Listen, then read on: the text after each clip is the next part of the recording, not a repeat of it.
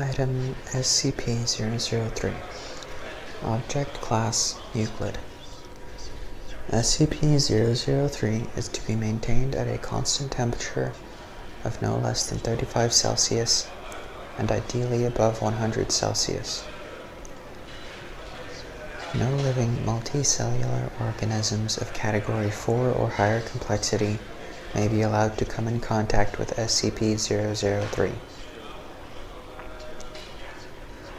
In event of total power failure, if SCP-003-1 begins to increase its mass, assigned personnel must engage in skin contact with SCP-003-1. Ideally, personnel may use their body heat to return SCP-003-1 to above the critical temperature. However, in event of SCP-003 reaching activation temperature, lasting at minimum until SCP-003-1 advances fully to its second growth stage.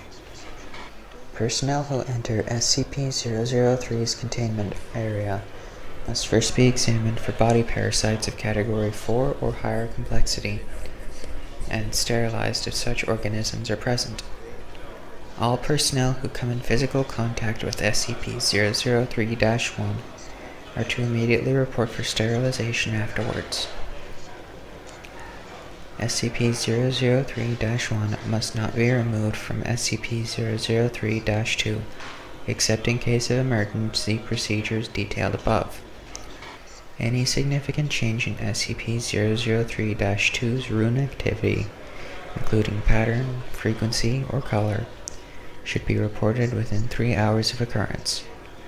Cessation of rune activity must be reported immediately.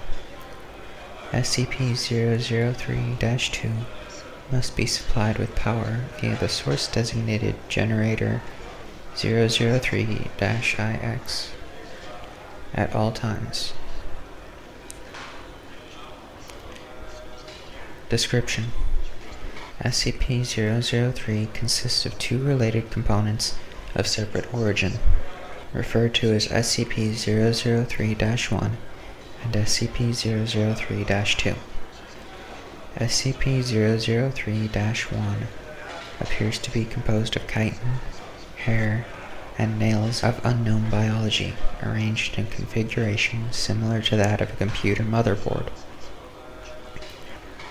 Testing revealed SCP-003-1 to predate earliest known circuit boards by a factor of thousands of years.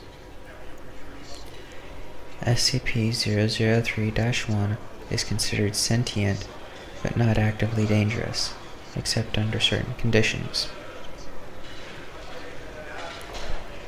SCP-003-1 was found on a stone tablet, SCP-003-2, on which it currently resides. The runes on SCP-003-2 are not part of any known language and emit pale, flickering light patterns. SCP-003-2 is controlled by a non-biological internal computer, the contents of which are mostly inaccessible without risk of damaging SCP-003-2. SCP-003-2 is capable of controlled emissions of radiation, including heat, light, and anomalous radiation types. SCP-003-2 contains an internal power source of anomalous nature, which appears to have been losing power since several centuries before discovery. It is considered probable that SCP-003-2 was created for the purpose of containing SCP-003-1. Partially interpreted data recovered from SCP-003-2 may refer to a past and/or potential future LK-class restructuring event caused by SCP-003-1. SCP-003 was located by remote viewing team SRV-04-Beta. It appears that SRV-04-Beta was deliberately contacted by SCP-003-2. Other organizations have also been alerted to SCP-003's existence, possibly by similar means. Despite this activity, SCP-003-2 does not appear to be sentient, based on its lack of reaction to M03-Gloria analysis and procedures. When SCP-003 drops below the temperature of 35 Celsius, both components react. First, SCP-003-1 enters a growth state, characterized by an exponential increase in mass. This growth state consists of two stages. In both stages, SCP-003-1 partially fuels its growth by converting matter around it, starting with any surrounding inorganic material, including atmospheric elements, then non-living organic material, including cells of dead skin, hair, chitin, enamel, keratin, and other biological materials. The first stage is always the same. SCP-003-1 will first increase its mass, then take a form similar in shape to that of an ophiuroid, brittle star, of 15 meters in diameter, including what appears to be a central processor of 3 meters in diameter. It will form sensory organs that appear to scan its surrounding environment and will partially convert the area around it to an unidentified anomalous substance. SCP-003-2 seems immune to this conversion. The second stage describes a growth alteration which occurs when SCP-003 comes into contact with living organic material.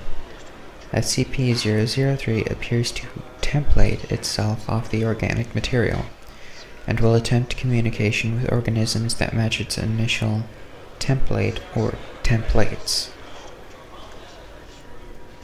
In its second stage, SCP-003-1 may pause, slow, or change its growth, and will also convert inorganic and non-living organic elements into functionally similar structures while anomalously altering their physical makeup. While growth is consistent in the first stage, in the second stage, SCP-003-1's growth rate is diminished by 20 to 90%, so long as SCP-003-1 remains in contact with living organic material. The percentage is determined by the complexity of the organisms in contact with SCP-003-1. SCP-003-1 appears to devote a large amount of processing power to analysis of organic material.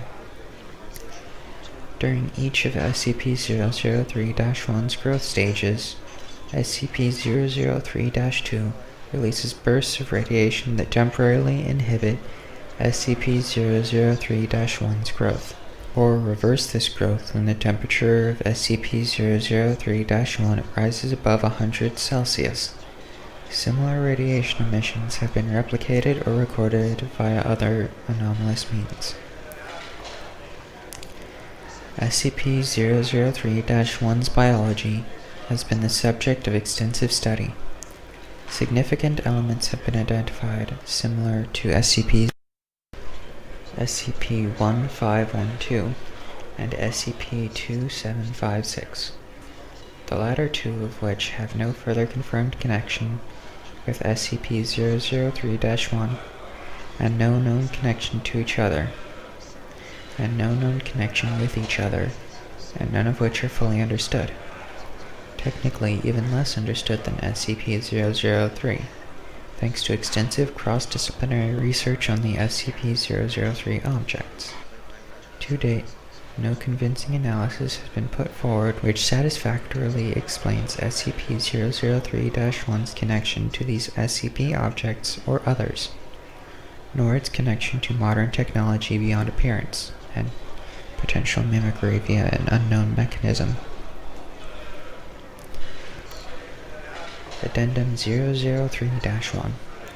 Acting on information gathered from linguistic analysis of SCP-003-2's runes and comparative data analysis, Research Team M03-Gloria has managed to establish a link between SCP-003 and for analysis of functions. SCP-003-1 must now be considered sentient, and is to be kept at a minimum of 1 kilometer from and the resulting byproduct at all times. Addendum 003-2 SCP-003-2's power loss has been exacerbated by the procedures performed by M03-Gloria. On orders of O5-10, M03-Gloria will continue procedures. Addendum 003-03 During M03-Gloria procedures, SCP-003-1 doubled its mass and began rapid structural growth. Temperature was immediately returned to 100 Celsius. Growth and mass increase of SCP-003-1 continued for 9 minutes and 6 seconds, at which time a sustained radiation spike was produced by SCP-003-2. In response, SCP-003-1 returned to its normal state in 3 minutes and 39 seconds. New growth dissolved into a dusty residue, which was collected for analysis. Both SCP-003-1 and SCP-003-2 ceased all detectable activity. SCP-003-2 did not resume activity until connected to an external power source. SCP-003-2's runes glowed uniformly gray and did not resume normal activity for 3 hours. SCP-003-2 no longer appears to be able to maintain containment area at a temperature above 35 degrees Celsius without external power supplied by generators 003-3 through 9. Addendum 003-4 The procedure detailed in Addendum 003 was repeated, and SCP-003-1 again entered a growth state. After 10 minutes and 13 seconds, SCP-003-2 once again produced a sustained radiation spike. SCP-003-1's growth stopped for 36 seconds, then resumed at its previous pace. On quadrupling mass, SCP-003-1 formed a coherent outer shell and body. After appearing to scan its environment and partially converting its environment, SCP-003-1 then breached containment, entering the observation gallery where 9 members of M03-Gloria were present.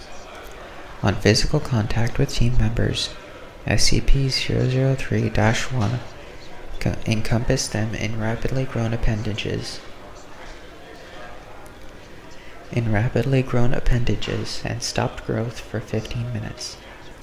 SCP-003-1 then resumed growth and rearranged the component parts of the center of its form to the shape of a 3-meter tall female humanoid with peripheral tentacles, shifting to extrude primarily from SCP-003-1's newly formed hair and spine.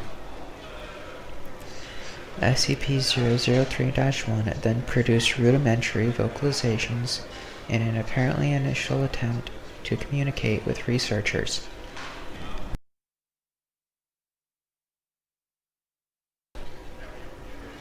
An unknown individual approached the compromised containment area in company of a full squad of agents. The individual claimed to be acting on orders of O5-10 and attempted communication with SCP-003-1.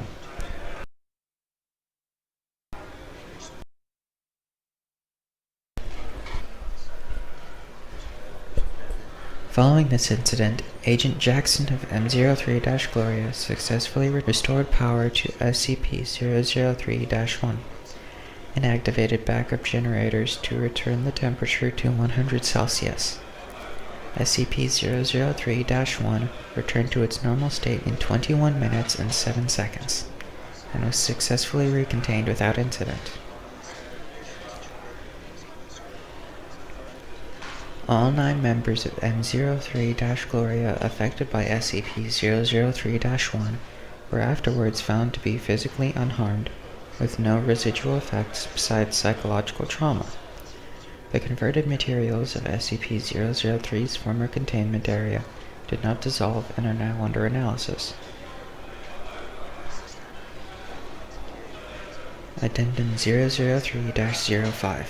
In light of the previous incident, 05-10 was removed from the 05 Council by joint decision of 05-05 and 05- M03-Gloria procedures have been indefinitely suspended. Special Access Program M03-Gloria required. Open file. Transcript of Incident Report A21-B Cycle 8 for dissemination to 05 Command Staff. Interviewer and present 05-2, 05-5, 05-7, 05-10, and additional staff. Interviewed Dr. Tilda David Moose, M03 Gloria Lead. Excerpt 35A. She tried to talk to us. We all heard her voice in our heads, in a sort of half-language we couldn't fully understand. Some of the others pass out immediately. I lasted a little longer, but it wasn't because of mental fortitude. It's just that she was trying to tell us different things. She showed Jones a replay of all the memories of everything Jones had ever felt anything about. All over the course of a few minutes. She ripped 3 of the researchers apart and put them back together, unharmed. She doesn't understand human emotion or pain, or very much about how we experience the world. Yeah, I would say that containment procedures are necessary. Listen. She wants to remake the world into a paradise. A paradise filtered through her own alien understanding of paradise, but still, a paradise designed for us, for humanity. She would be happy to make a paradise for any sufficiently complex organism she comes across first. Anything with a complex enough mind to accept her, say, a dog or a housefly. If she breaches again, we have to be there first. What would it be like? I don't know. She showed us images. Well, not quite images. I could see them in my head, but not pictures. The closest thing I can think of is what you see when you close your eyes suddenly and tightly, but brighter and more complex. The images had metallic sounds associated with them and sensory details that we don't have the words or concepts to describe. The whole effect felt like words of some kind. I believe she wanted to see what we could understand, so she could understand us. She didn't have time to finish analyzing us. I don't know what would have happened if she had.